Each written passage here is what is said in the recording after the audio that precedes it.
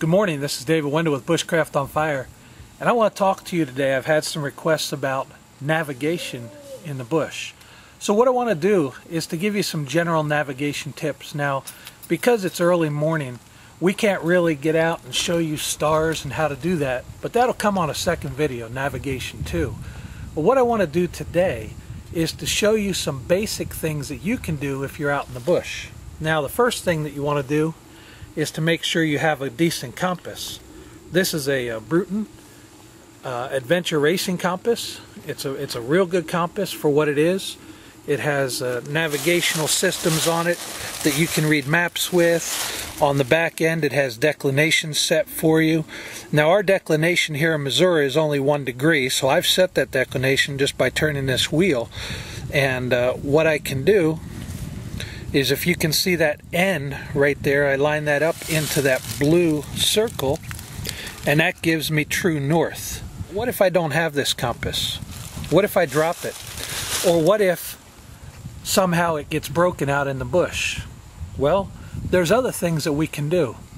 What I want you to do is to look at this tree right here.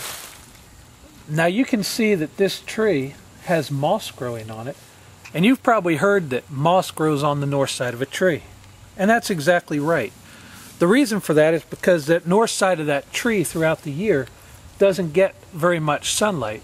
And so fungus or mold grows on there, and that will generally be on the north side of a tree. Now understand, you can't look at this tree and say, okay, that's exactly north. Although on this tree, that's going to work pretty well. Let me show you my compass back off here.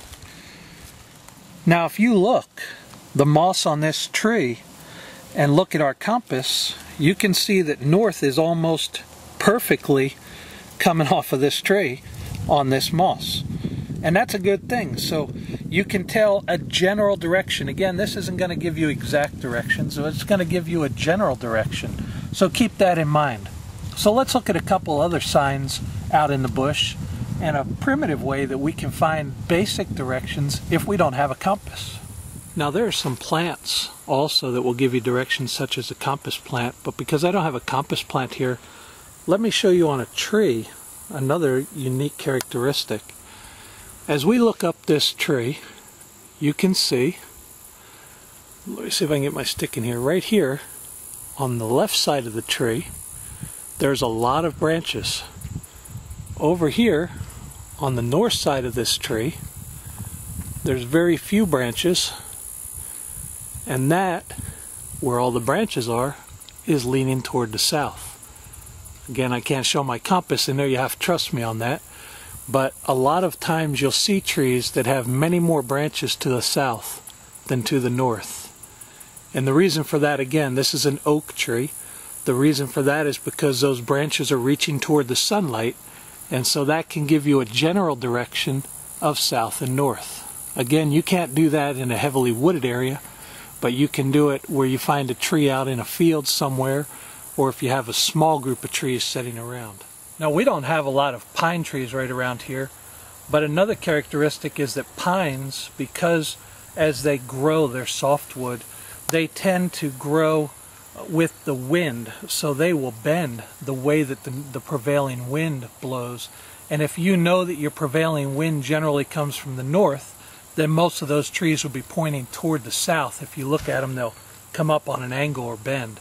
And that's another way that you can tell by trees in the bush as well. Now for this next procedure or method, you want to come up out of the wood line. You can't do this really accurately in the woods. So we've come up to a clearing out of the woods. And what I want them to do is to try and get a shot up here. You can see that today we have a pretty cloudy day. There's rainstorms all around us, but that's okay because you can use this even in just a little bit of sun. What I've done, I've just taken a piece of stick, this is a piece of sassafras, and I'm going to cut a piece off of this stick, and I'm going to sharpen it to a small point on both ends. Okay? This is going to be a direction indicator, and the reason that I sharpen it to a point is so that it'll give me a fine line. So we got that sharpened to a point. Now what I'm going to do is I'm going to find a place here on the ground that I can get a shadow, and this is called the shadow stake. What I'm doing is I'm cutting a few more stakes, and I've driven this in. Now even with partially sunny cloud, you can see the point of the stake is right here. So I'm going to take one of my sticks and I'm going to put into that stake. And what we're going to do is over the next 20-25 minutes, take a snapshot about every 5 minutes for you to show you where the point of that will move. So we've got our point right here. We've driven our first stake in. Now we're going to wait for about 5 to 10 minutes and take another reading.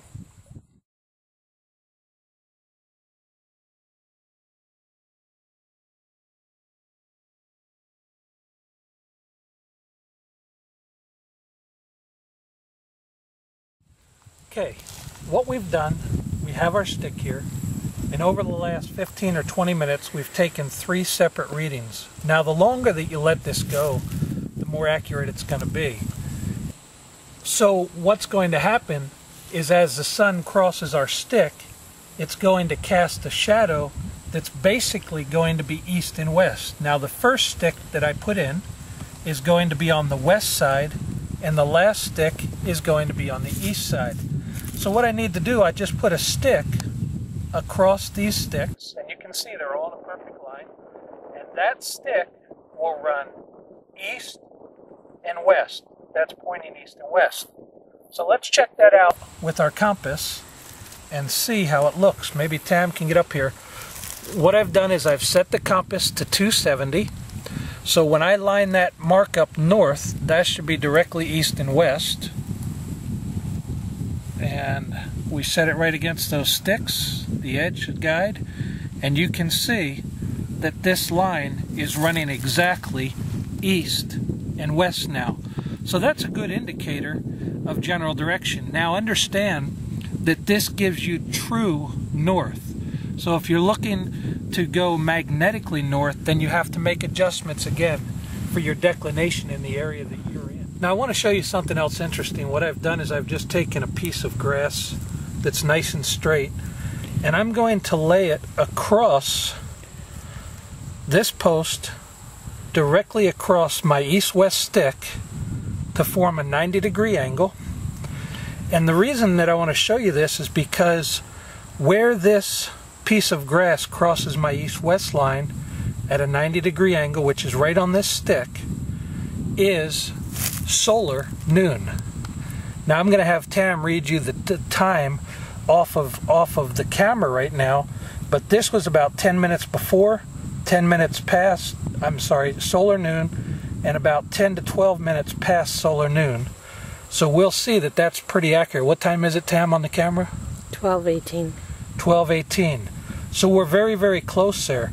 And that's a good way that you can tell time also out